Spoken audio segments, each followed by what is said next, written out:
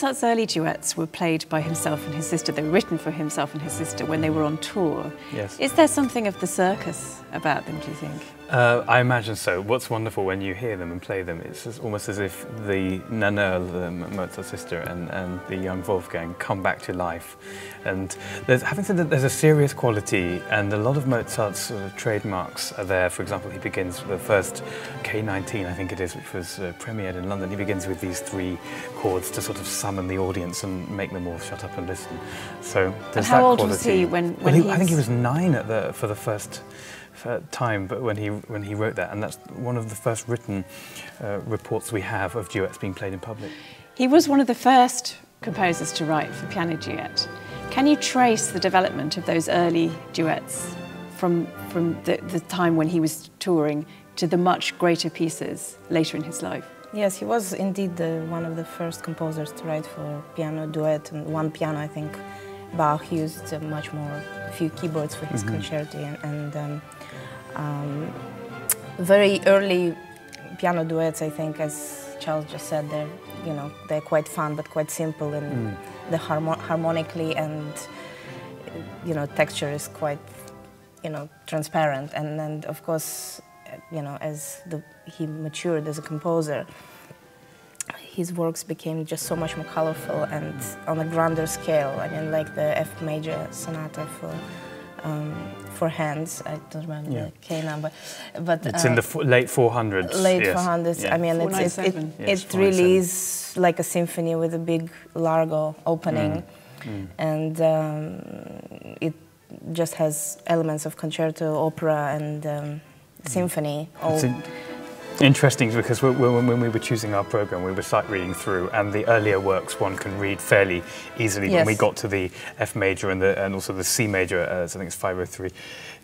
When we got there, there's much harder to sight read them. It's not no, really. It doesn't like, quite work. No, you feel you're in a piano concerto at times. But there. Yes, but it has amazing, isn't it? I think in the slow movement of F major, operatic, incredible passages, and sort of like a recitativo and wonderful passages and wonderful colors. Moments where he imitates the sort of sound of a wind chorale almost in the ballads. It's incredibly invigorating, and it's just such rich music to play. And they were, you say he was one of the first to write for the form. I mean, was there a social function to the piano duets? Well, I think it was a chance for family members, or perhaps if a young man was keen to sit next to a lady of his choice, and you could. Yes, it's a rather intimate experience. Absolutely. So close together, and also with pianos. I mean, and harpsichords being a shorter, smaller instruments. Smaller instruments. And the highest note, of course, was the F there. And the lowest, I think, was about that F there, so you were much more squeezed together playing Mozart's. And of course, the dress that they would have, the ladies with these big corsets, and then there was the big hair and all of that, so that would have been a very intimate experience, yes. And it's fun, of course. It's just great nice. fun. Yeah. I believe that Mozart wrote some pieces for a clock. An organ, a mechanical clock. Yes, he did. And that he transcribed these. Can you tell me about those? Well, they're from the end of his life, and he, as we know, in the 18th century, many composers still are, of course, commissioned.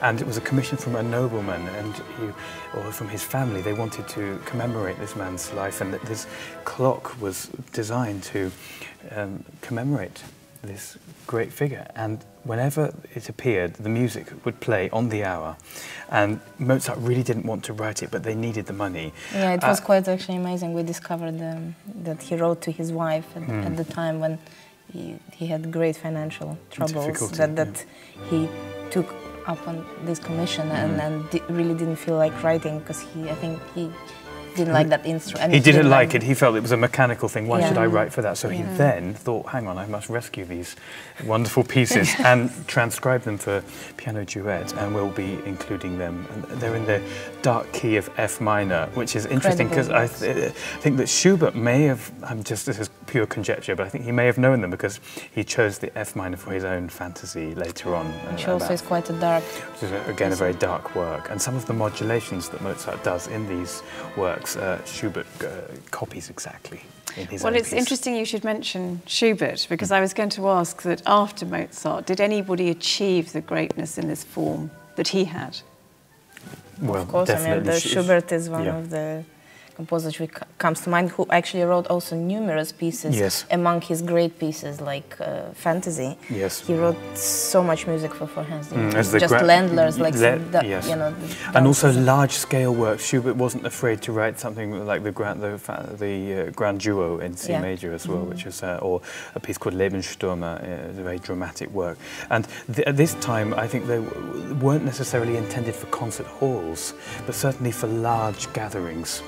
And of course, then that leads on more and more into the 19th century of every new symphony, opera, what have you, even chamber music works were arranged for people to play at home on one piano. In fact, I remember when we were in Moscow with Katya playing a few years ago, visited Katya's home, and we spent an afternoon sight reading, I think, Beethoven symphonies and other such works on the one piano. It's actually fantastic to see how the genre of piano duet developed into 20th century as well. I mean, more probably for a form of two pianos playing together, so it's on a larger scale, isn't it? Absolutely. Became more popular. But you think Mozart played a role in this?